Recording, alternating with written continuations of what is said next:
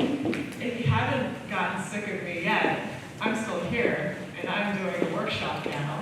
This is Choose Your Own Adventure Games, or Choose Your Own Adventure Design in board games and tabletop RPGs. So this is a workshop. You'll notice that the room is set up a little differently. We don't have a lot of panelists. It's just me, and I'm going to be guiding you through this workshop. What that means is later on I'm going to ask some of you to get up and do a Choose Your Own Adventure together with me. So, before I get into who I am, I'm going to start talking about, what's a Choose Your Own Adventure game, so that way you can decide whether or not, this is interesting to you, if it's not interesting to you. I don't mind if you want to head out. It's totally cool. So, a Choose Your Own Adventure game is also known as a game book, but people don't know what that means. A game book is something that you read through, and it gives you options, right? So, there are these fixed paragraphs that guide you through an adventure, and you're supposed to figure out what you want to do as your character. So it's usually a solo experience. It allows the reader to feel a sense of immersion by choosing their own path via narrative branches. Narrative branches are they're popular in RPGs such as Fallout or Knights of the Old Republic, that kind of thing. And similar to how Twine works. So Twine uses a similar sort of like narrative branch, narrative design sort of structure. So why are we talking about this, and what does it have to do with board games and RPGs? It's making a comeback. So a lot of people now are trying to integrate Choose Your Own Adventure style stories in their own work. So there's this whole talk about the 20/30 year nostalgia cycle, since we see nostalgia pendulum, but that's a whole separate thing that we're not going to talk about today. This is more theory-based. This is a workshop, and it's going to be practice. A lot of board game and tabletop RPG companies that people are now starting to look for Choose Your Own Adventure style adventures. So an example would be Warp's Edge. So Warp's Edge recently came out with a storybook where you are going through reading the story to choose your what ship you're going to have. Who are the aliens that you're going to defeat? Right? This is a tutorial before you actually go into the solo experience, the solo game. And for tabletop RPGs, the companies want beginner games. So a lot of people who are intimidated by traditional RPGs want to start getting into Choose Your Own Adventure style, fixed paragraph stories, so that way they have some sort of structure that they can play with, so they're not as scared when they go into actual role-playing. Think of it as training wheels on an RPG. And this is also very important for understanding narrative design, which is prominent in a lot of video games. So, I've said all that. Who am I? Well, I'm the owner and co-founder of Game & Curry. My name is Nana Chen, by the way. Game & Curry is published by Shred Block World, Layer, Battle of Boy Bands. I'm also a writer and developer for board games and RPGs such as Terra Below, Warp's Edge, Kids on Bikes, and 7th Sea. I also do a lot of experimental writing. So I've written They're Onto Me, which is a solo vlogging parasitic alien adventure that plays out over a course of 7 days. It's sort of like a journaling solo RPG. I also worked on The Wishing Sigil, so I co-designed that with Doug Lewandowski, which is on Kickstarter. It's also a solo RPG where you're a kid in the 1920s and you're playing in a boarding house. And there's like a horror element to it. I also designed Welcome to New Jersey, which is a LARP where you're all trapped in a car in a road trip to New Jersey, but you're just stuck in New Jersey the entire time. So I also have a BFA in video art and an MA in communications management. They're both from NYU. I also have a day job making marks in workshops for executives, and I also make videos and write copy for them. But none of that's important, because what's important is the writing stuff that I do for Choose Your Own Adventure style games. Right now I'm working on a lot of games that have that, right? So I can't talk about them really, but I can tell you that what we're going to do today is based off of the work that I'm doing currently, but it's been sanitized so you don't know who the client is. And everything's going to change. So what we're going to do is we're going to do this exercise together, and we're going to pretend that we're working for a client, right? And the client is asking you, hey, I want to make this thing, and I want you to be a writer for this thing. We have the mechanics down, we have like the structure, we have all this other stuff, but we just need you to make the story for it.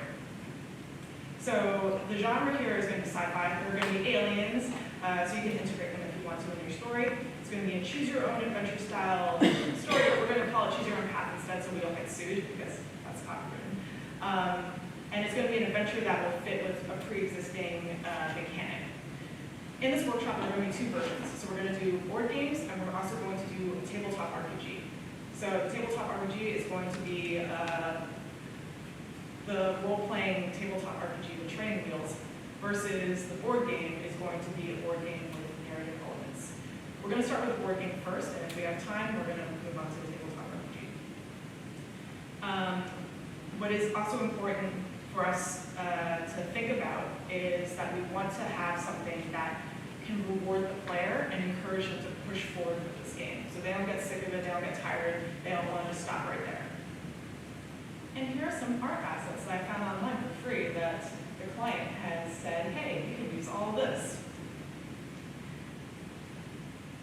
So, getting into the actual project. What are we doing? We're thinking of the following as beat sheets. So each part of this org chart that I'm going to make up, that I've already made up, is an important part of the narrative. So we're going to remember to put equal emphasis on story, character, and world building. The character portion is sort of already there because you're going to hopefully depend on your players to be the characters. And the story and the world building, those two are the parts that, that you're going to be focusing more time on. And a couple of things to keep in mind for player engagement so that they don't get bored is you're going to think about pacing, you're going to think about foreshadowing, cliffhangers, progress towards long-term goals, which could be more applicable to longer RPGs. So think of this exercise as a thing that we're putting together that's sort of like collaborative writing. So what narrative branches usually look like, they usually look like something like this. So this is from a choose your own adventure story, and it's very complicated. It's got a lot of different paths, and you're going to see that each one of these is like maybe a few pages. You come across like this option, have 3 options that you can dive into. Here are your other paths that lead into more paths, and it's very complicated and very long. This is another example of what it looks like. Super complicated. This is a journey into the sea, which is a lot, but we're not going to do that. Today, we're just going to focus on a small portion of this. So, this is actually based off of a project that I'm working on right now. So we're going to design a board game together, and the facts here are, this is a tutorial portion for the board game that determines what kind of ship players will have. And so you're going to work on this before we hire you for more work. The rewards include special items, it could be ship upgrades, it could be currency, it could be points. So what we're going to do is we're going to split people up into groups. Look to the person that's closest to you. That is now a group. And now find another couple, and you're going to be a part of a group of 4. I think there's 20 people in here. That's good? Okay, cool.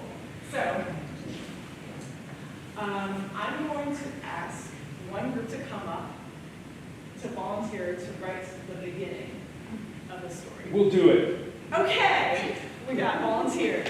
All right, so, all of this? Yeah, we're going to come up, right? Yeah. So you're all going to come up and you're going to write the first portion. So that is a Sharpie. Do not use a Sharpie on this whiteboard. This will be the beginning.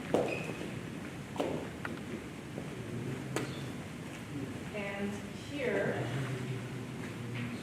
are some restrictions because people get more creative when there are restrictions. So the first portion that you need to know is that this is the board game. The players are scientists, and they can move or explore. So you're going to pick this. That's one restriction.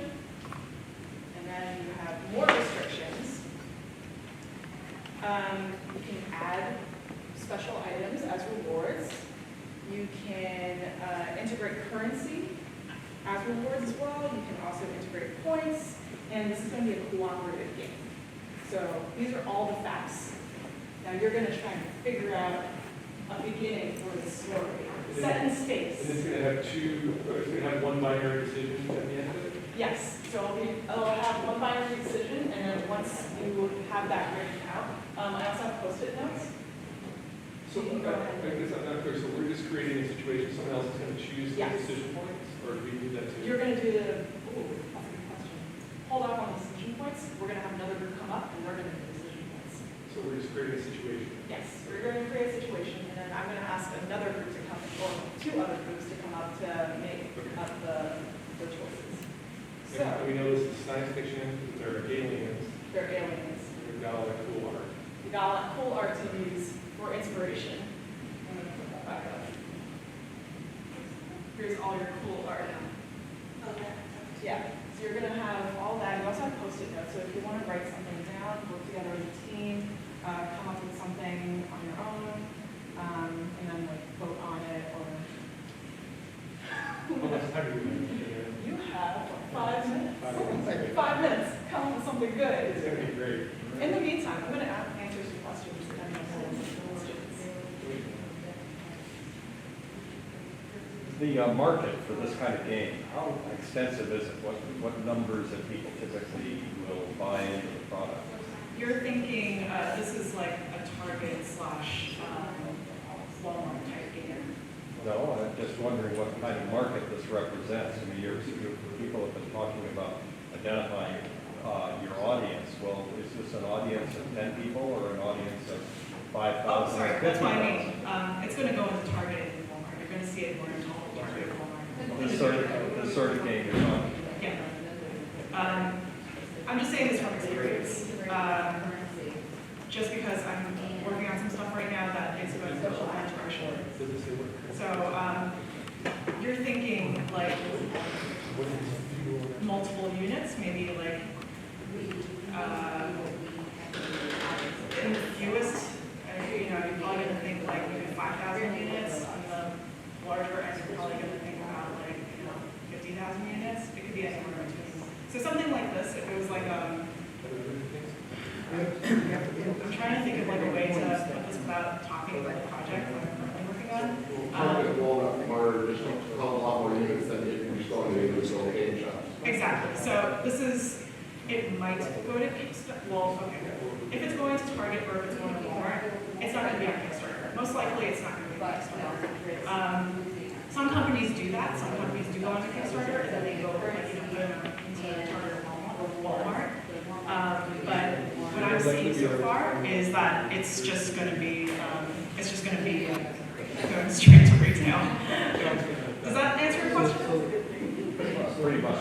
Cool. Are we ready to work again, or is it the tabletop RPG Both. Are we ready to work? Yes, you can write on the board. Go ahead and write on the board. If you want to put sticky notes, go ahead and do that as well.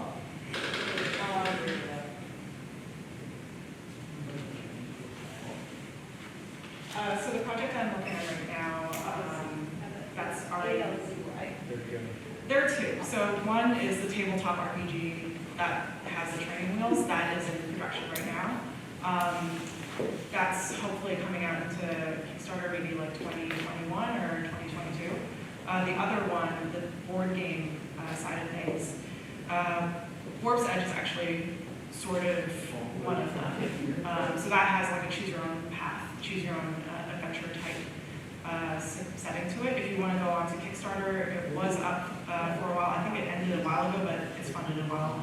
I think it funded in January, but yeah, if you want to look at the actual storybook, it's up there. And it tells you how to play it out.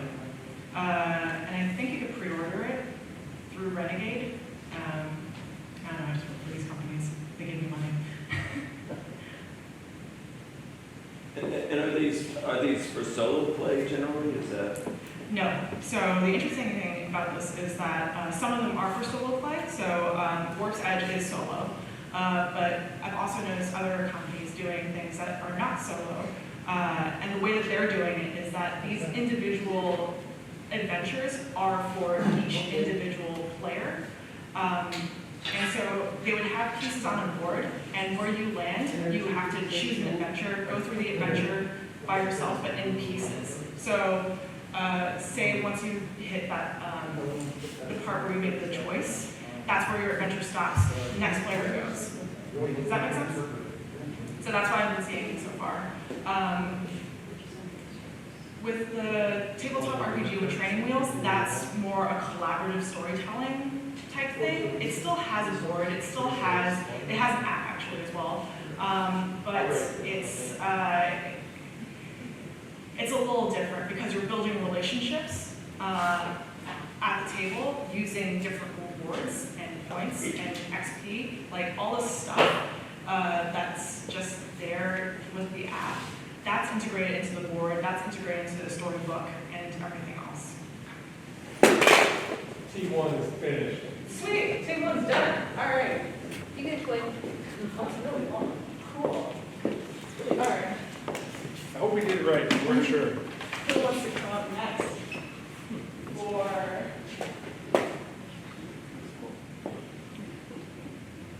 the middle? So the middle part is where things go a little awry. That's when things don't really come according to plan. That's okay. Nice, nice. Okay, so what we have for the mission is to explore planet Alcee. Alcee, to discover a cure for Alzheimer's. Theory that microbes on this planet can offset metal buildup in the brain. Cool. So the rewards for this is It must be metal or mental. mental? Metal. Metal? Okay, cool. So you have these rewards. You have the microbes. You have the currency is now fuel. So the next group that comes up here, your currency is going to be fuel. Your resource is also going to be fuel. Are microbes a special item? Yeah, that's for Okay, so this is the special item that you're going to stick with, and the rewards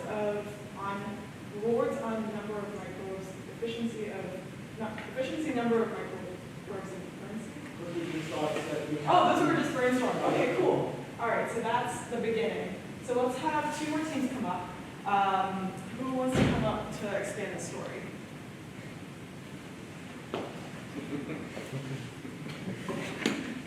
All right, so we have one team up. All right, so we're going to figure out the middle part. Again, the middle part is where things go wrong, terribly wrong, and you have to make a decision fast on your feet. And you're scientists, remember that. Your players are scientists. You got to figure out, what you can do. So, keeping in mind that the rewards are now microbes, fuel, and the resources H2O. Sort of create a story based on that. And do you have any poster notes? Oh, right up there. It's more behind that.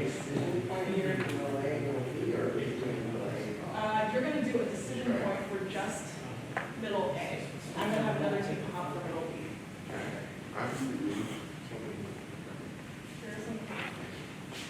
Do we have another team for middle B? Anyone? Going up?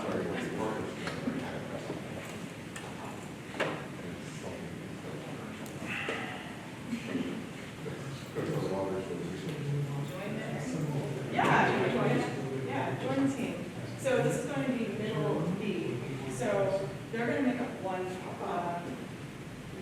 option. You're going to make up another option.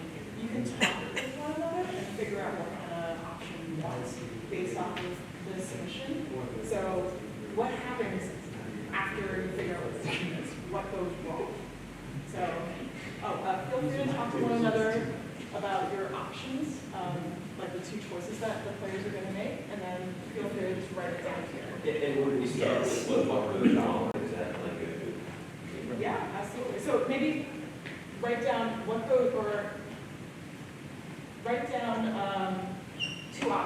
maybe you could find you know, maybe you could go into a cave and find the Alzheimer's cure there, or maybe you could go to a lake that has it there. And then from there, just go ahead and like write down what happens at those points. Okay, so we're already in space on this journey, development and Alzheimer's. Yes. And then we've gotten there, perhaps, Yes. and now we decide. Yes. Okay, are you guys going to the cave or the lake? We can go to the lake. Okay, we're going to the cave. Okay. All right. So let's write that down. Sorry. I think we're running out I of feel like space. they find it my third. Are we okay with erasing the bottom part? Please, the lake water and the lake water. In the lake, there's the liquid that raises the lake, and I actually. remember it's a big animal that causes house. Get out of the. And then we'll start making- So it becomes a kind of class. Sacrifice, yeah, like the liquid will hold anything that you put in there, or like rocks, anything. Decades probably. And remember, you're just doing the middle part so that the next, you can write down the end. Right, exactly. Yeah. So it's not the end. Well, mine was more like, thought. Mine was like, getting stuff in the counter, and then something attacks. Okay. Sorry?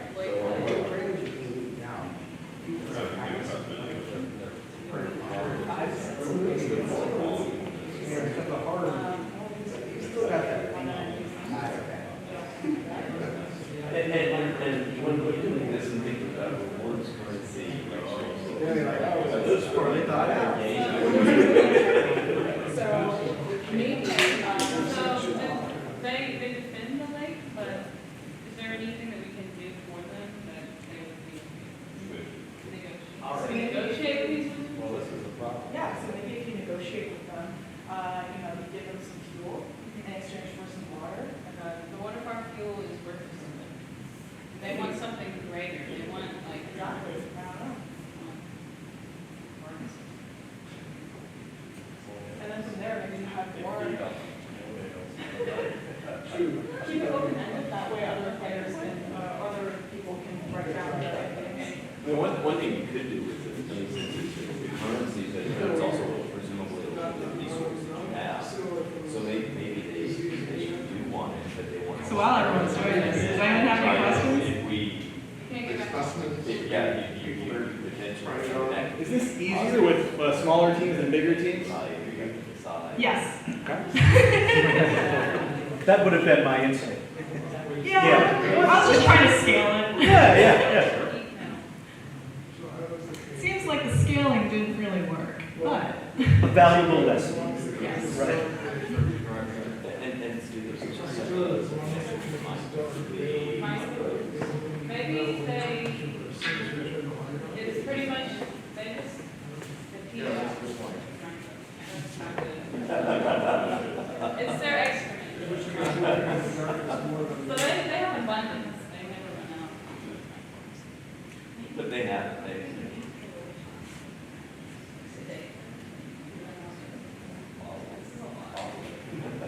Bottle. This has to be too, in depth. you know, just start writing. Michael's working So, Oh, so we want to say that we just have. yeah. Water. Water, we should protect the microbes. That's a good.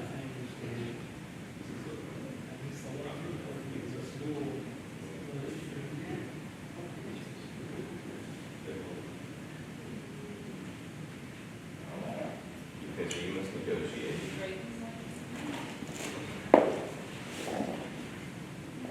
What do you, okay, so we're here.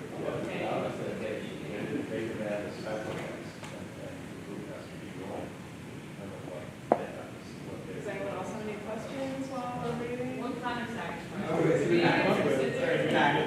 So are we at water riches? Good. Yeah, and we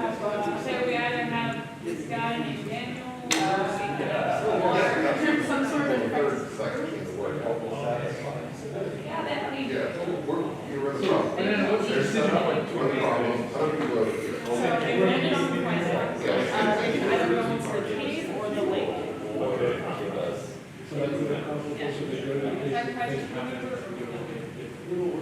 Yes.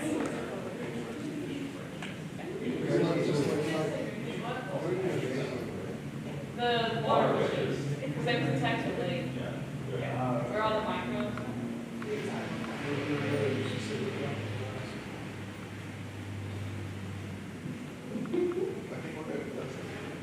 Cool. I'm gonna scale it back down after this. Awesome. Let's see what we have. So we have, for the middle, the players have landed on planet Alcy, the scientists, and they have decided to go to the cave. The microbes work. They eat metal. Starts eating other metals in the body.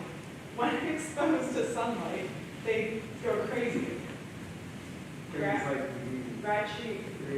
Oh, rabies-like disease. Rabies-like disease. Cure starts working. Oh, sorry, I didn't read this part. Cure starts working, but it makes them go crazy and turns them into rabies-infected cure. Infected cure starts attacking.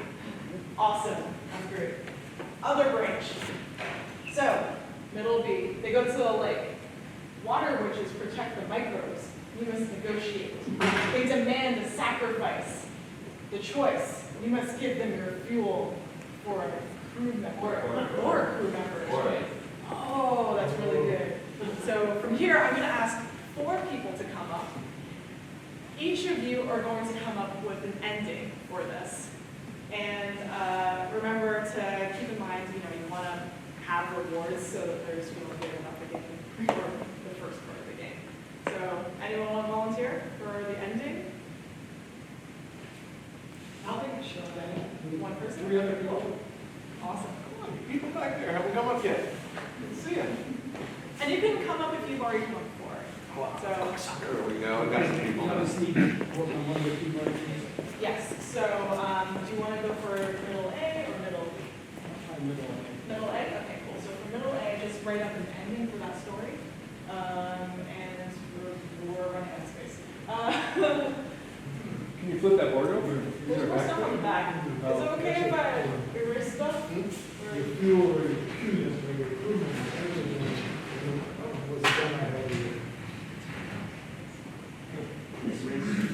Yes. Yes. This is performance art. Are we okay with the rest on the back? Well, yeah. We might be in theory, but it isn't going to work. We need spring. Wow, all right. We need white spring. Never mind. Let's just keep working on the front. We'll have to make our end. No, Banana, you said constraints inspire creativity. Yes. This is all the space we have. Yes. Work your magic. We're going to make an ending. Now a question about the infected crew that gets the rabies-like disease, they start attacking what? The other crew? Yeah. The rest of the crew? All right, so which branch do you want to choose? Do you want to choose middle A or B? So if you want to do B, we'll have 2 endings. So one of you will write one ending, the other person will write the other ending. I'm over there on the Yeah, so we're just writing. Okay. Not me. Hold on, Matt. Any questions?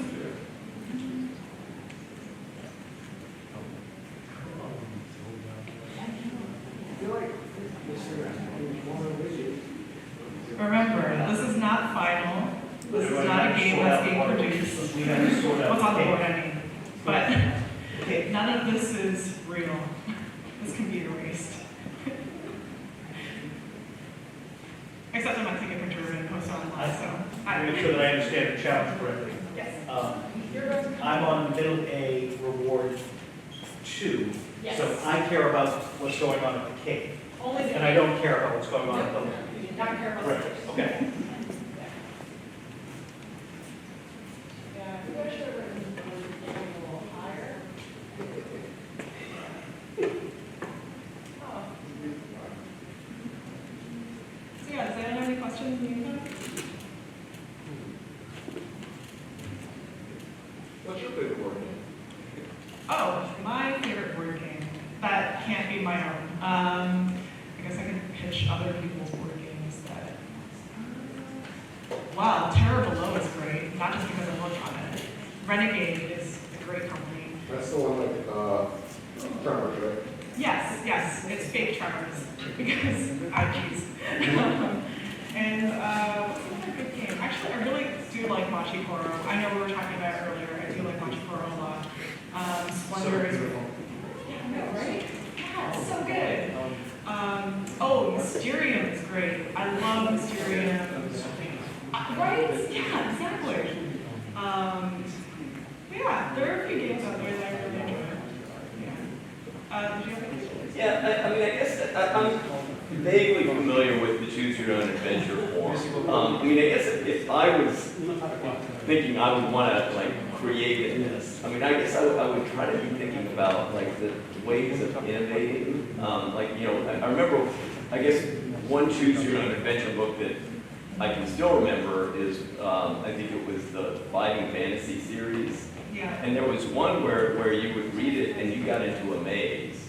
And so you actually, to make it through, I had to like take out a piece of paper, because what would happen in the maze is you could branch around, but you could then loop back, and you would get back to a page and you'd say, oh, I've been here before, right? And it was frustrating, but really, I think, a kind of interesting innovation that they would have these kind of recursive loops where then you had to kind of figure this puzzle out. Something that the print format affords that I've taken advantage of ever since I saw it in Third Planet from Altair is that you can put in a page that has nothing linking to it. And in Third Planet of Altair, at page 42, or one of the pages, it says, if you found this, you cheated, right? And the aliens are going to kill you. Which is just so brilliant. Because as a kid, you know, people would like look through the pages and see where the good endings were. And they put in a ringer. Yeah, what a lot of companies right now are doing, they're taking choose your own adventure style stories and they're putting it onto a board.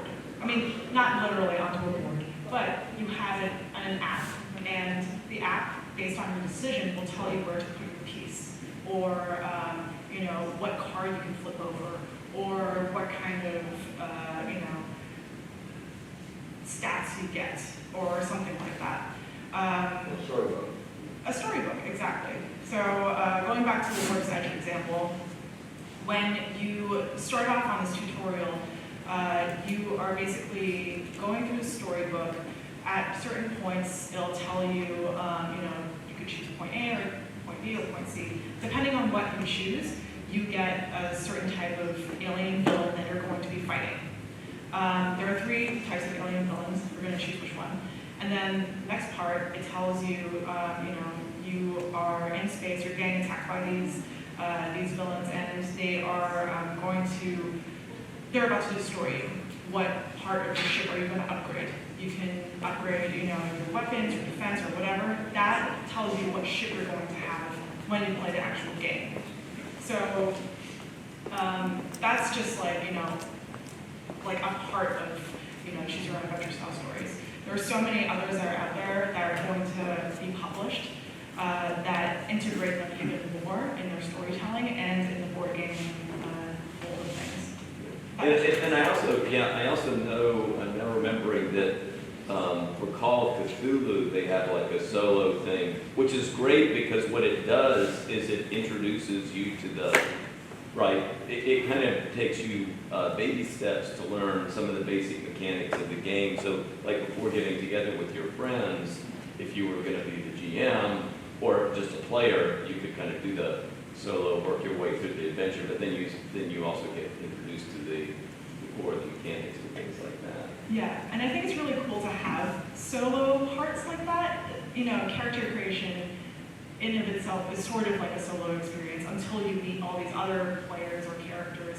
and then you develop relationships, right? So I think, having a guiding hand, having like someone to, go through all these spots with you, it's really helpful, especially if you're just starting out tabletop one. Yeah, this is going to sound very innocent, but I understand chess and backgammon. But how do you win or lose these games? How do you define winning or losing? So with board games, there are more win-lose conditions. With tabletop role-playing games, there is no win or lose. The winning is when you create a story, and that's interesting for everyone. So when you're playing, say for example, Dungeons and Dragons, sometimes players do want to, level up and get all the goods and, the items and whatever, but a lot of the time, players just want to make a story together, make something that they can tell their friends later, or, reminisce later on down the line. So for a board game, it could be something like getting more points than another player. For something that's collaborative, maybe it's trying to beat the game. I hope that answers your question. I guess I have to do a little more study to figure out what this world takes people. Yeah, we could chat later as well, and we can discuss and talk about different kinds of games. Do you have a question? Me? Yeah. Piggyback, right? In the work that I've done writing about game-based learning, okay, I go back to a book called Man, Play, and Games by a French philosopher named Roger Caillois. He says it's basically 4 kinds of games. Games of agon, games of alia, games of mimicry, and games of ilias, okay? And agon are games that test skill versus skill. Alia, games of luck. Games of mimicry are what you're talking about. And their victory condition, if you will, is you had a satisfactory experience that allowed you to enact whatever it is the game cared about. And every role-playing game sort of cares about enacting a different state of existence, right? Right. So it's a satisfactory completion of that which constitutes the win state, right? Right. Which is quite abstract for folks who are not actors, or, it feels like a little shifty, but it's, to me, what makes the games you were talking about in the 1 o'clock hour so satisfying, because they bring that role-playing light satisfaction into games that are really about accumulating victory points, or getting clues or whatever. Yeah. It's sort of like when you're watching a movie. When you're watching a movie, say, I don't know if any of you are fans of Mr. Robot, but Mr. Robot's a show about hacking, right? But it's not really. It's actually about interpersonal relationships and emotions, and this kid's struggle with going to therapy. I think that when we have games, tabletop RPGs, that have elements of you have to collect all the points, but you have to do all this other stuff as well. The game, that's just the vehicle for the game, right? The game itself is actually talking to other players, making characters, going through this adventure together. So yeah, absolutely, totally to your point. So I think we're ready with the endings. Looks like it. Are we all up? That's pretty cool. All right, so let's go through middle A. The first one, crew attacks water witches. Wait, that's the other one. Wait, hang on. Can we mix those two up? Hang on. They just decided to combine the two. Oh, they can. The crew that got infected. Wait.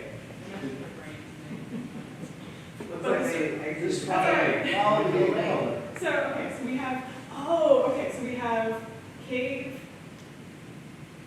microbes, rabies, that goes to no fuel, crew establishes new colony on planet and thrive, finds cure. So that's the first one. And then the second one is sacrifice crew member, wait, that's back to water witches. Hang on, okay, so the other one is abandoned planet, continue exploring, visiting Isla, discover a microbe that reverses condition on algae, test deploy, win Nobel Prize. That's very good, I like that. Thank you. The crew got rabies out disease. They attack, they get infected, and they start attacking. Oh, then okay, so they attack the water okay. witches. Okay, so the crew attacks water witches, but the supreme witch casts a spell on crew, curing them. Oh, okay, cool, okay, awesome. And then the next one, the last one is sacrifice crew member, water witch disappears, crew member becomes carrier of the microbes. Ooh, open-ended, I like it. All right, awesome. So that's sort of like that's not how I usually work, but it's sort of similar to how the structure is when you're creating a choose your own adventure story that has rewards, that has, leveling, stats, that kind of thing, and items. So that's for tabletop board game. If we have time, we have 15 minutes. Do we have 15 minutes? Thereabout? Do we want to do another one, or do we want to just go into questions? What do people feel like doing? Can we talk about what would be different about it? What's up? Can we talk about what would be different about it if this was for RPG instead of a board Yeah, game? sure. So for this, because the rewards are more tangible for a board game, they would be like, special items like ship upgrades, currency points, whatever. For a tabletop RPG, it'd be more relationship building and stats for the character themselves. So in this instance, maybe you could, at the very end of where it asks you to choose an option or whatever, there would be a question that you would direct to another player, about their character. Like, why does your, for example, why does your character hate my character now that I've done this thing, right? So, based on their answer, if it's positive or negative or neutral, then you would gain a stat. Maybe you would gain more social. Maybe you would gain more logic based on their answer. Maybe you would gain something else. Maybe you would get a reward for an item for doing that thing, or a condition if we're making a monster powered by the apocalypse scenarios.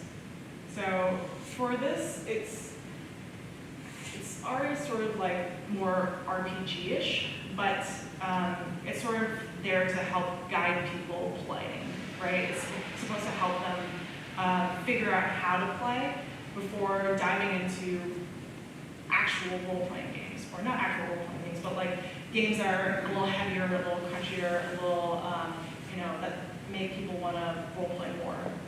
And the goal could also be system mastery, right? It could teach you how the combat system works.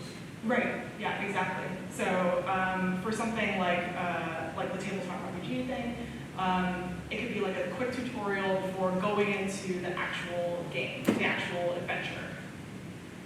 And that's something that that is being worked on right now, where the session 0, the part where you're doing character creation, town world building, and all of that, that is all a book that's being passed around player to player, and you're asking each other questions. You're sitting around the table, you're still doing all the same stuff that you would usually with a tabletop role-playing game, but now you have something there, something concrete to sort of tell you how to do it.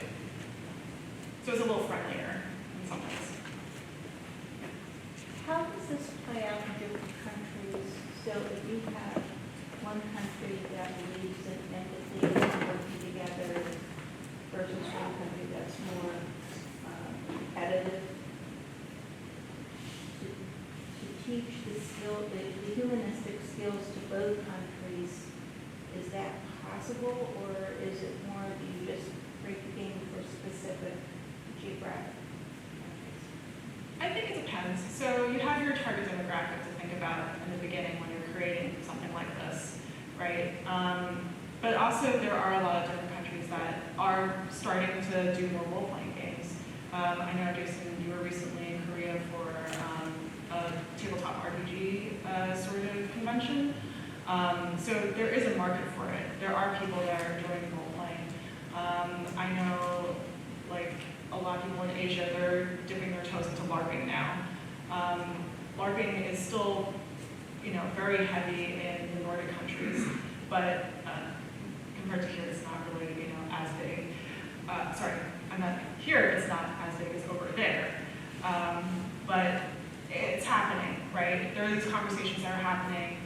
People are talking to each other on the internet. It's not that hard to find, a new piece of content, right, to share with your friends anymore. Yeah. Just one more question. Oh, one more question. Who's got a question?